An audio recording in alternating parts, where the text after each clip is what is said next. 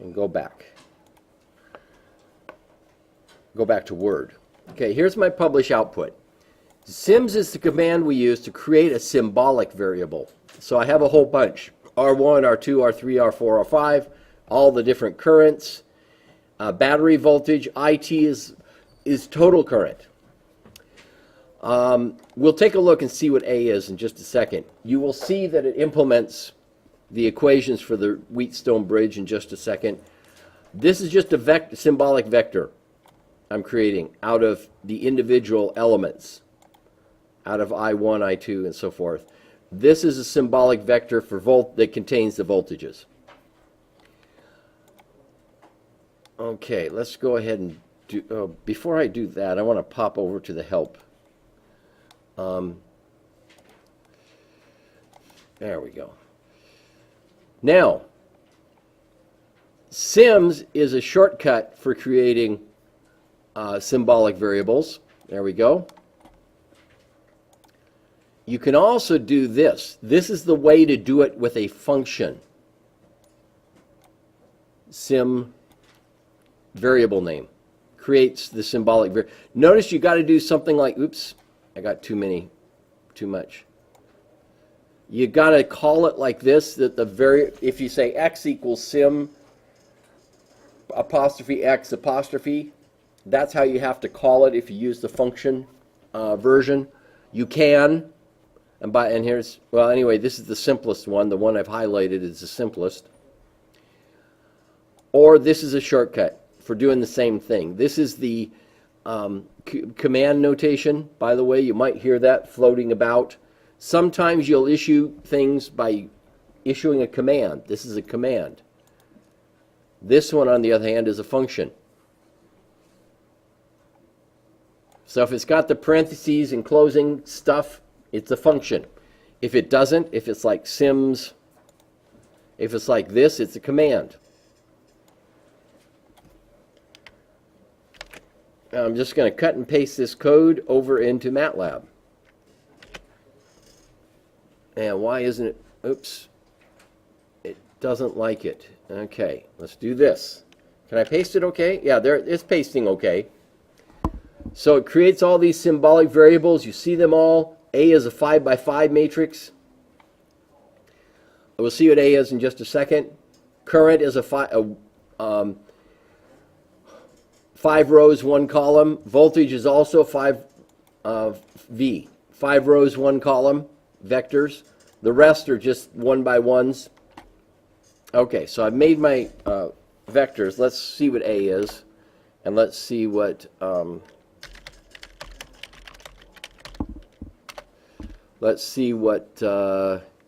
yeah, let's see all three, I and V. There we go. So we A times I, the matrix A times the matrix I equals V. So this is R1 times I1 plus R3 times I3 equals voltage. And is that right? I1, R1, so that's the second equation on the board. I2, R2 plus I4, R4 equals battery voltage. That's the first equation on the board. I2, R2 plus I3, R3 plus I3, R5 equals the battery voltage. Is that true? Let's see. I2, R2 plus I3, R3 plus I5, R5. That's the third equation on the board. Then current 1 minus current 3 plus current 5 equals 0. 1 minus 3 plus 5 equals 0. Fourth equation. And negative 2 plus 4 plus negative I2 plus I4 plus I5 also equals 0. So we've set up our equations. The goal is to find the battery voltage divided by the total current.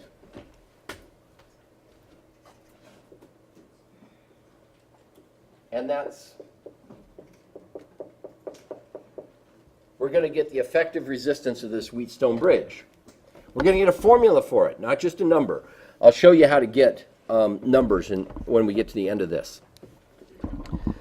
So the equation would be A times I equals V. So how do you get I all by itself?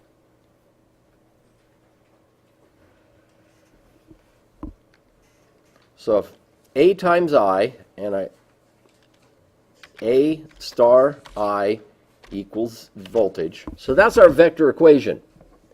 We want to find what I is. How do we do that? You guys are...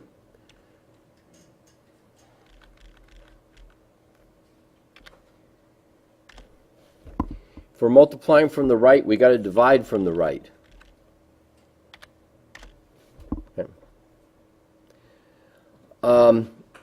Of course, A into A times I is just going to be I all by itself. So we're going to find out what I is in terms of R's and V's, essentially.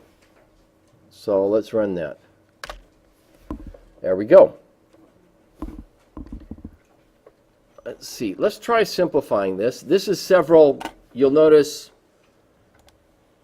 this is the first element, second element, so forth of this.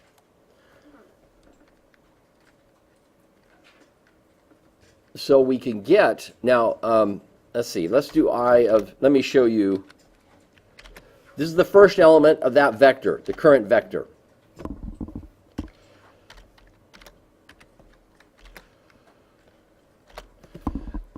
And so forth. So we can go through each element by element. By the way, the total current, and have I declared it as a symbolic variable yet? Yeah, there it is.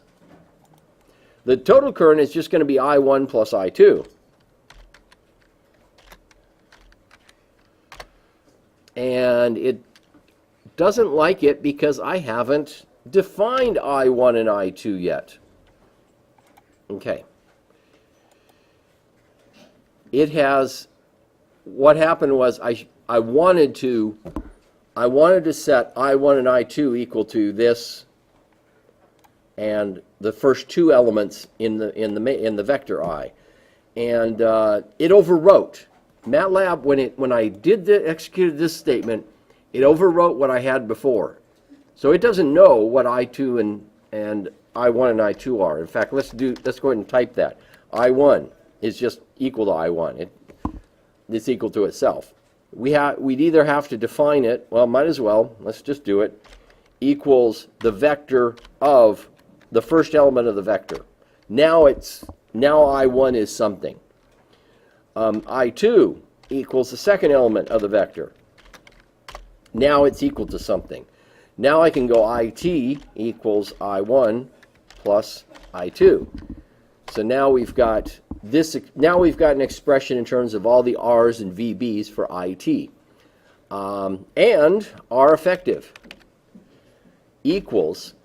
It's going to be the battery voltage divided by the total current,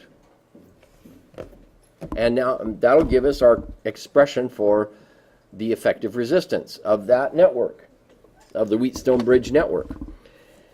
Now we got to really. You'll notice how big and long it is. There it is, big and long. There's an important command, simplify. So if you have a big, long expression like this, you can make it simpler. I want to see what it does first, just to make sure we're on the right track. Answer equals this simplified version. Well, this simplified version cuts things down a bit. Here's the simplified version. Ends here. Here's the unsimplified version, ends here. I just have one set of parentheses for the denominator. I'm kind of happy. It's looks like it's about in its simplest form. I only have one set of parentheses for the numerator. It looks like it's in its simplest form. Doesn't look like I can do any better. So let's set.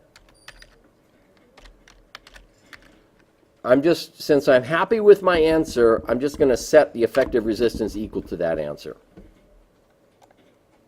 There we go. So we've got the simplify command. we've got a formula. What do we do with that formula? We can we can evaluate stuff. So what if R1 is 100? Let's go, I want to substitute 100 ohms for R1.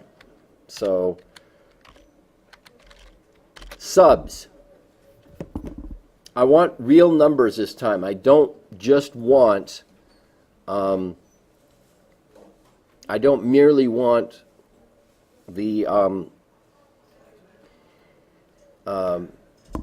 I don't merely want the symbolic. I want to actually substitute numbers. So now I do that, I get R1. If I put 100 ohms for all of them, let's just do that.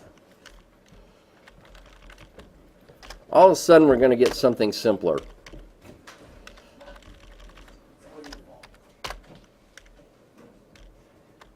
Now there is another way to substitute. It's kind of it's longer and hairier. So, and you know, I've been blowing it. Okay, let's go up here. R1. I need to set something equal to this answer. What happened? The way I blew it. Okay, might as well explain what happened. I haven't changed that at all. If I do one substitution, my answer will equal whatever I substitute. This is not set to any variable. So I'm going to create a variable. Now REFF2 equals that substitution. Let's go up to, let's do it again. Let's go subs R2.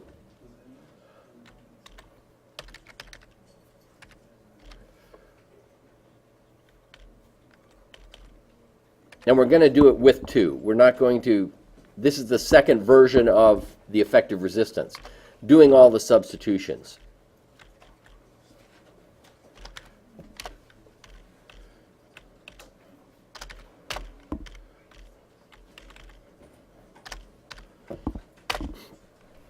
So now I got 100 ohms, effective resistance. If all those resistors there are 100, then the effective resistance is 100 ohms.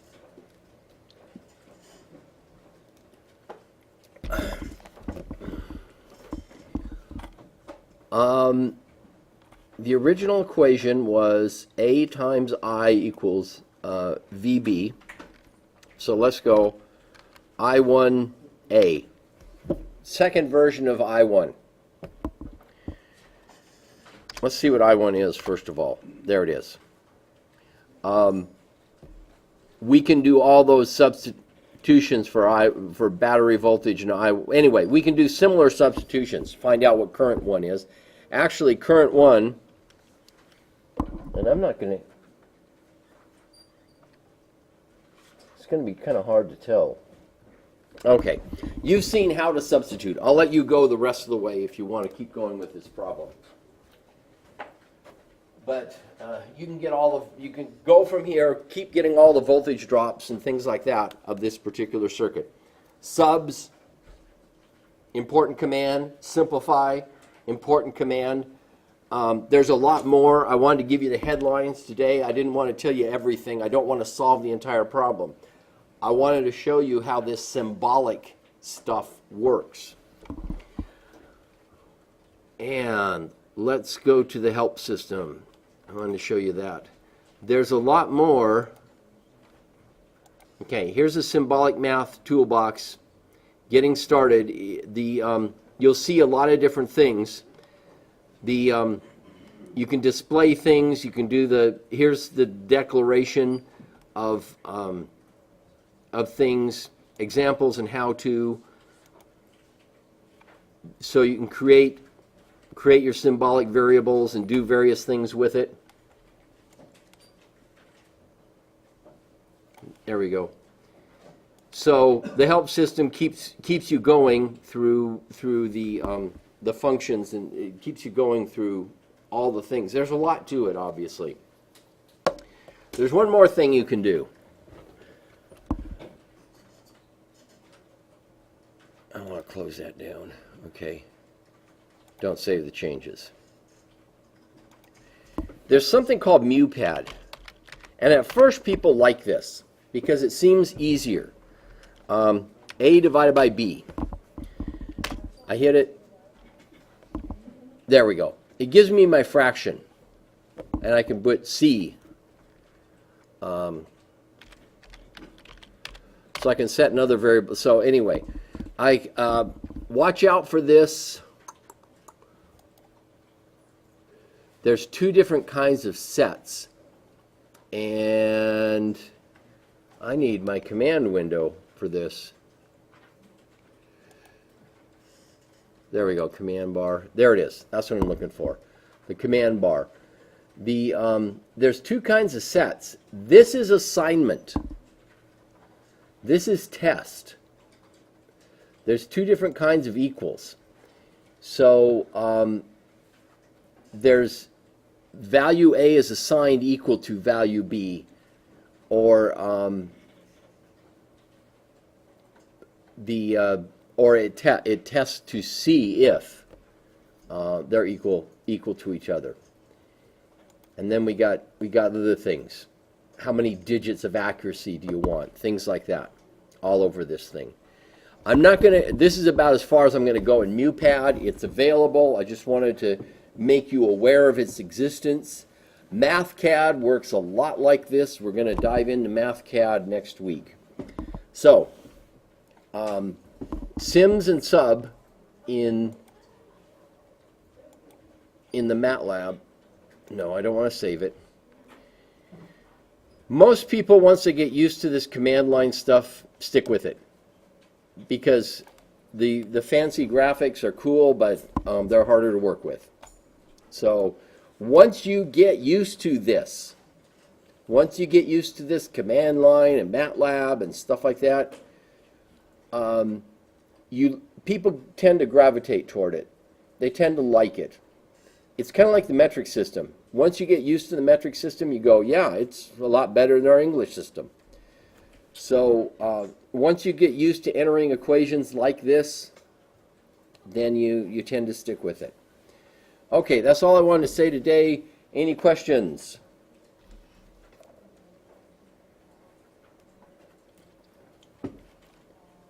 And I will go ahead and stop.